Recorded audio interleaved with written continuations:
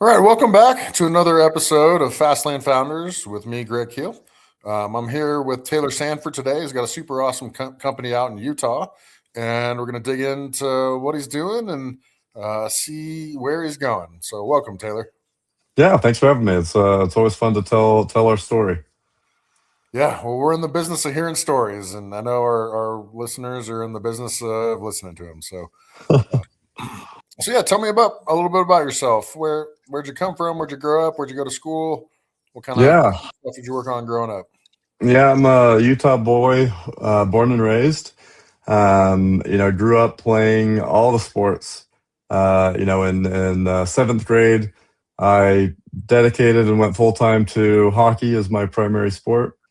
Um, but just continued to play everything I could with my buddies. As even as an adult, I've played pretty much every sport in the weekly rec league of one way or another.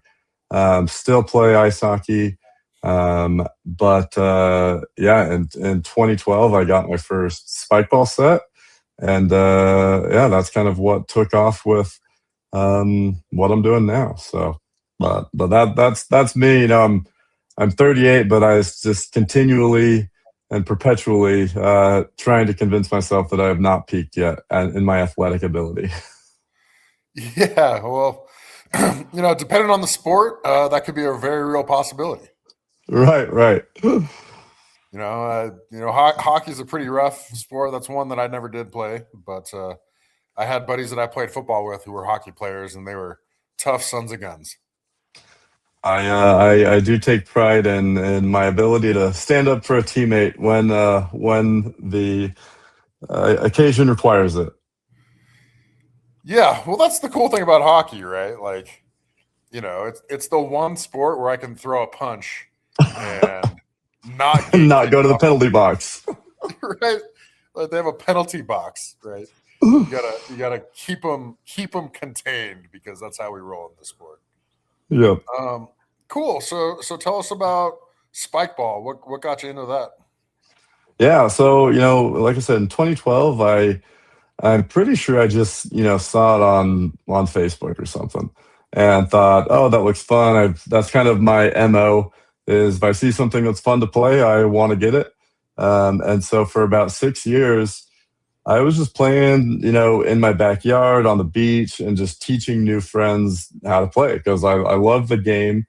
But that was all there was. There were no leagues, there were no tournaments here in Utah, really anywhere.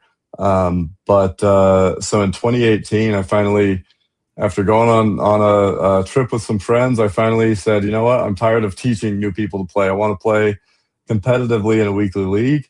And in 2018, I started Utah RoundNet. RoundNet is the generic name of the sport. Everyone knows it as Spikeball, but Spikeball is a trademark brand.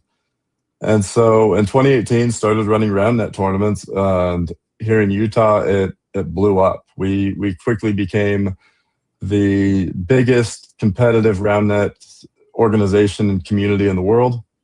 I won the 2018 Growth of Sport Award from Spikeball and became one of their biggest ambassadors for about 4 years, from 2018 to 2022. So that was kind of how I got into it and became a influential figure kind of within this niche, very niche sport, helping other community leaders around the world do what I had done here in Utah, which yeah, kind of got me that influence. The the spike ball grand wizard. Right. So how did that kind of lead you into your current venture?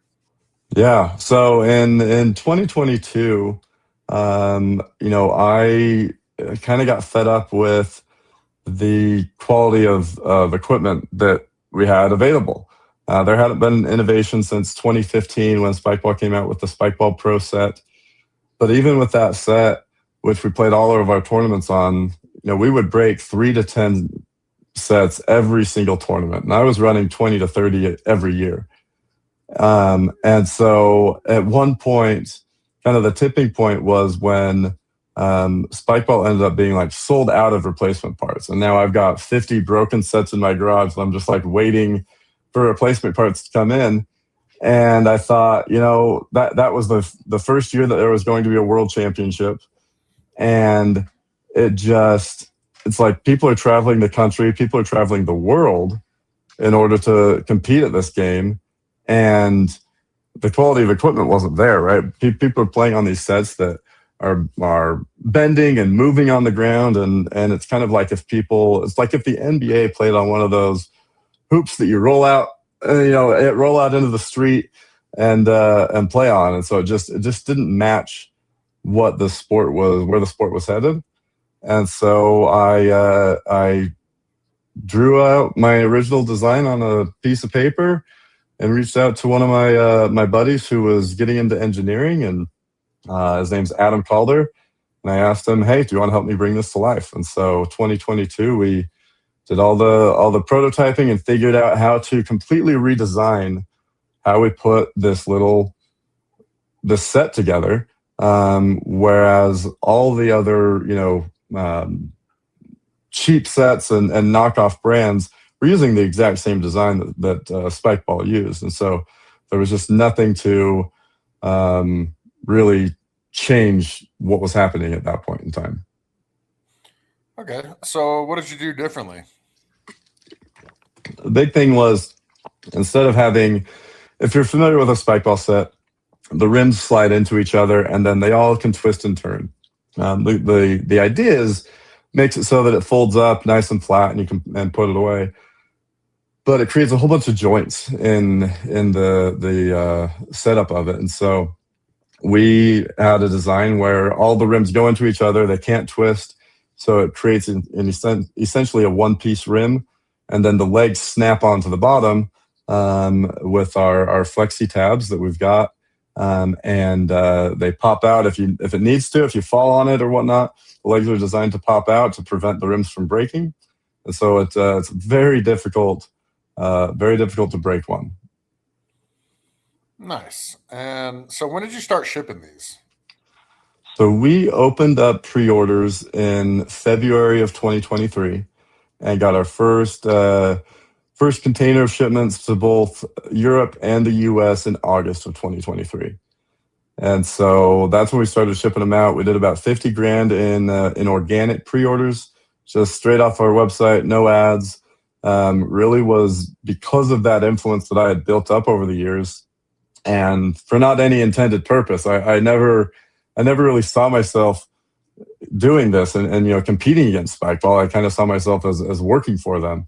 But that didn't happen. And so that was, so just kind of through that influence and people's trust that they had in me as somebody in this niche sport, we're able to generate 50,000 in pre-orders and have about 40% of those were out of Europe. So I had to quickly figure out how to distribute in Europe. Yeah, there is an ocean between us. And a lot of regulations. That's the bigger one. Oh, I'm sure. I've never kind of been in the international distribution business, but from everything I've heard, they make you jump through some hoops. It is definitely took up a lot more time and money in our startup than I was expecting. Nice. So where do you see your company going in the next couple years if things continue as they are? Yeah, it's a question I've really been thinking about a lot lately, because so far, I'm still mostly a one-man show. I've got some part-time people running social media and PR and whatnot, but by and large, I'm still doing everything myself. We've still paid very little in ads. We tested a little bit in 2024. I've let some student groups, spend $1,000 here or there to test, but ultimately our success has come through grassroots marketing. It's come through our partnerships with organizations who use our equipment, through school teachers that use our equipment, youth camps, because they see that value of the durability, and it's the easiest sell. once they see it. And so that's kind of had like a trickle down effect. And so what's happened over the last 3 years is, we've sold over 800,000 in total product, all organic. This year we're on pace to hit 500,000, all organic. And so honestly, we're kind of in this trajectory of the business is going great and it's kind of on more or less autopilot. I mean, I still probably work 40 hours a week on it, but more or less it's a good time for me. And so I'm kind of happy. It's going to be an unpopular opinion, but I'm kind of happy just letting this ride out, letting it continue to grow, preserving high margins without a lot of ad spend, and that way all of our marketing budget goes into supporting this niche community, supporting these events, going to trade shows, for getting in front of youth camps and PE teachers, which are all, I don't know. It's a little bit of like it's heartwarming. We're knowing that, okay, when we do spend this money, it's going to good groups, good associations, rather than to Meta and to TikTok and to Google. And so, it's really a nice path to not be reliant on those ad platforms. Yeah, it makes total sense. And they've kind of got a stranglehold on business in this era, Yeah. and it's good to be able to kind of circumvent that and really support the people, right? Because Yeah. like, what do we need? We need sales, and if you're able to support these events, sponsor these events, make them better in some way, and also get your product in, that's a great strategy, all Right. around. And especially where, we sell it's a hero product, and it's kind of a one and done, right? I mean, it's so durable. It's not meant to have to be purchased over and over. And so when you think about it from that standpoint, like we've got to preserve those margins. We can't be giving it away just for the sake of a sale, and not make anything off of it, or make very little. So that's definitely been a conscious part of it, is when we've got a low LTV, we've got to maintain as high margins as we can. So got to get rid of that ad spend. Super cool. So you're essentially a solo founder. What has that journey been like without Miserable. It's like, I could really use somebody right about now. Yeah. So when Adam was fantastic. He brought the thing to life. But that was pretty much his job. And so after that, it was up to me to run the business. I was put in, by and large, most of my own equity, and then reliant on some business loans. But it was really challenging for mostly through 2024. 2023 was really exciting. We did had all these pre-orders. Thought, oh man, if we got 50,000 in pre-orders, then as soon as we ship these out, people play on them. They're going to love them. Their friends are going to get them, and we're just going to shoot through the roof. Well, entrepreneurship's not quite that way. And so, we got our first container in August, but then we go into the off season immediately. And so, right, you're into wintertime, and sales are down, but we've still got to pay bills that I didn't expect to be as large as they were. And so, beginning of 2024 came before spring and summer really hit. And I mean, there were many days where I was, sitting on the floor in my office, just in tears, wondering how I'm going to keep the lights on, knowing I put my savings into all of this, and I've got to figure out how to make it work.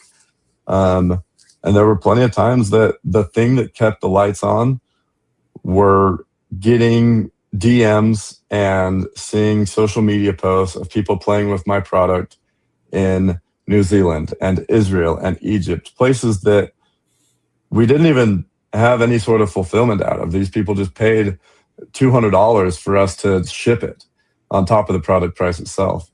And people saying thank you so much for doing what you've done for the sport and innovating. And those messages were the small wins that kept me going, or I very likely would have quit in 2024. And things, kind of picked up. We had some good partnerships and some good adoption. And then in 2025, things really turned around. And so last May, so, about a year ago exactly, things just kind of picked up. And, we had done about 300,000 in 2023 and 2024, which was crazy that I sold that much and then still had six figures of debt. Like, I'm like, where does this money go? And then in 2025, it just kind of picked up, and the last year has been a lot of fun.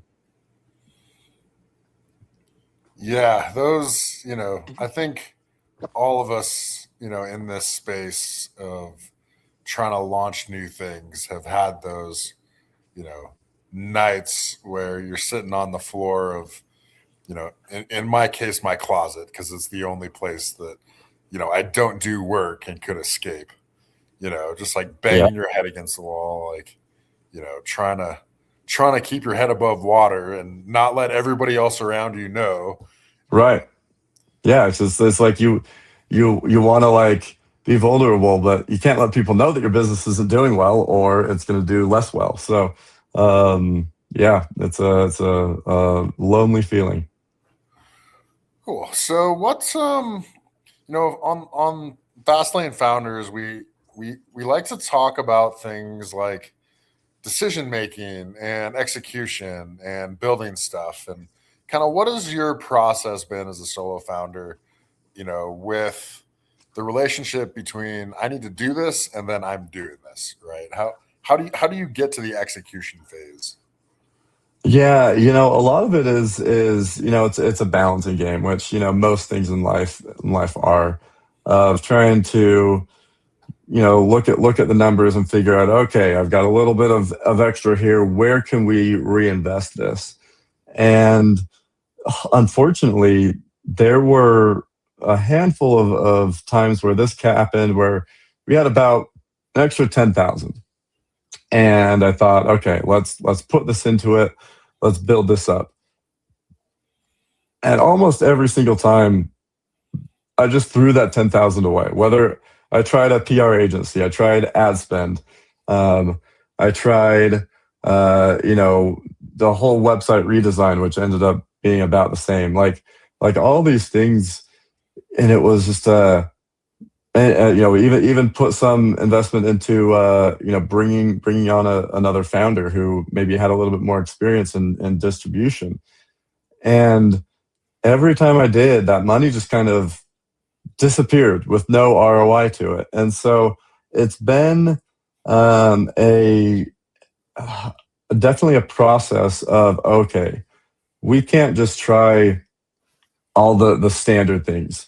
Our challenge was very different from a lot of other startups, where we have one competitor and they have had a monopoly on the market. Going up against Spikeball, and our demographic was also very niche. We're not doing ads for the masses. Those people are just looking for an entry level $50 set, and that just wasn't what we were going after. And so I really had to figure out how to be a lot more intentional about how we grow the business, rather than just doing all the standard things that, oh, you hear, oh, you gotta do ads, oh, you gotta get influencers, and that was another channel that we spent a good portion on that went nowhere. um, and ultimately had to stick to our roots, which our roots were grassroots marketing, was working with these partnerships in competitive round net and PE teachers and youth camps. And once I figured out that, hey, we just gotta focus on this, focus on what we're good at. When we do that, we're profitable, and and we continue to thrive and grow. And so that's been one of the biggest and hardest things was that patience that it takes to like, okay, it's working, let it work, even though it's not working as fast as I wanted it to work. Yeah, the the spiritual principle of patience is one that very few are born with, and if you don't learn to understand and accept it, you go kind of crazy. Yep, yeah. You'll have to. I mean, either that or you go crazy. Exactly. Which I don't mind being a little crazy from time to time, but it is nice to not be crazy all the time. Yeah, yep, absolutely. And it's funny you mentioned kind of all that money just disappearing, and it really struck home with me because I've in generally in the companies that I've started, all of the value came from a tiny little piece of the expenditure and the time, Yeah. right? You spend money on marketing, you spend money on sales, and you do all these things and travel around the country and do all kinds of stuff. And as it usually turns out to where something very small that you personally do drives the entire value. And you get to the end of it, you're just like, oh my God, like, why did I spend all this money? Yeah. Yeah. I mean, it's classic 80/20 rule. It's figure out where you're most efficient, rather than trying to do everything at once. Like, all right, what works and stick with it. Rather than, yeah, stress yourself out trying to go 100% all the time. Yeah, definitely true. Nice. So we got a pretty good picture where you guys at. Are you in a capital raise process? Are you bringing on investors? Are you just expanding your network through grassroots? Kind of where's your company at now? Yeah, right now, so I'll back up. So last year, I was more actively looking for, a another co-founder, and an active partner that had more experience in this world. I didn't have any experience in manufacturing, in distribution. I've had done sales and kind of had my own little side gigs throughout my whole life, but didn't have this in particular. And so 2025 was going through some things in my personal life, including a divorce. And so I was a little bit more, you know, desperate of like, okay, I've got to get somebody in here. Hadn't been able to pay myself yet. And so, it was a little bit more of a desperation phase. We had a couple of conversations with um, some businesses that didn't end up coming to fruition. But when we started taking off last June, I'm like, oh wait, okay, the business is now sustainable and successful, and I've since been able to start paying myself a salary. And through that, it's been less urgent to bring somebody on. One, now we're in a growth stage, and so I don't hadn't necessarily wanted to give away part of the company when I knew the trajectory we're on. It's going to be worth a lot more very shortly. However, with that said, I've been open to bringing somebody on if there's somebody that can truly bring value, um, and help us grow with what our mission and our growth values are. I'd be very happy to not be a solo founder anymore. But at least right now, things are going really well, and I'm able to handle it myself, which is also a fun feeling for the most part. So. Yeah, not actively seeking, but always open to opportunities. All right, super cool. Well, what advice do you have for people who are just starting out or who are kind of in the phase of getting a little tiny bit of traction, and what do you have to say to them? Find the little wins. it's going to be harder than you want it to be. It's going to be harder than you think it's going to be. No matter how many times people who have been through it will tell you and warn you, be prepared. No matter how many times you hear the stories of people crying in their corner of their office or in their closet, um, it will come. And you've got to find a way to get through it, because as long as you have gone through, right, you understand, what your business model is, you've done all your homework. um, if you're confident that it will be successful, find the little wins to get you to that point, because it's not going to be overnight. It's going to be hard. And you've got to have a way to separate your own value of yourself as a person from the value of your business. Because for me, one of my biggest fears in life is not to be successful in whatever that means. And I had tied up a lot of my personal value in how I am as a how my career is going as a whole, right? I mean, I've got kids that rely on that, and our well being does, um, and so that put me in a pretty dark place throughout 2024 in particular. And just being able to figure out, okay, if you can't prepare because you don't really understand what's going to happen or what could happen, uh, at least know how to pull yourself out of it. Like I say, mine literally were DMs and emails, people thanking me, and seeing something that I created being played all over the world. Um, that is what saved my business. And if things like that happen for anybody out there, learn how to identify that. Learn how to also have that work-life balance where your identity is not all rolled up in being a founder, because it is so easy that, right, if you're a founder, you've got drive, you've got passion, um, and that's part of your being, but you've got to figure out how to separate that as well. Yeah, that's great, great wisdom that will resonate with a lot of people, and definitely resonates with me too.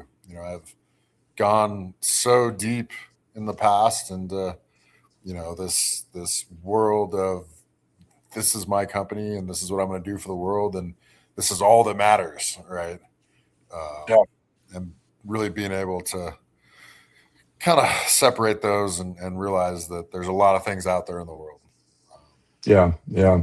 And that's why I really like that. There are seems to be a lot of these kind of founders, founders clubs, in particular one which is Chris Mead and Aaron Spivik's Founders Club, where there's plenty of groups out there like it, where they are doing a lot of focus on mental health and doing mental health retreats, and things like this that you think are, oh, this is just over the top, some excuse to go to wherever exotic place in the world. Um, but you realize, like, oh no, this is actually necessary help for some of the struggles that founders go through, is staying on top of their mental health. And so I love that some of these groups are really emphasizing that. It's becoming more mainstream to be okay to talk about and focus on mental health. Yeah, 100%. Well, thanks for joining us today. That pretty much concludes what we're going to talk about. It was a great conversation. We're super, super stoked to see. Also, what is the name of your company? I don't think we ever actually. Oh, I might not have. Yeah, yeah. It's Premier Spike. So yeah, premierspike.com or at premier.spike on any of the socials. Yeah, well, there you guys go. If you're looking for the most badass spike, spike, it's not spike ball. It's Premier Yeah, Spike. yeah. You say Spike set around net set. Yeah, yeah, yeah. Yeah, well, you guys know where to find it now. So thank you so much for coming on today. It was a super great convo. And yeah, I look forward to see where you guys go in the future, and hopefully unseat the giant that controls the industry. Awesome. Sounds good. Thanks, Greg. Thanks, man.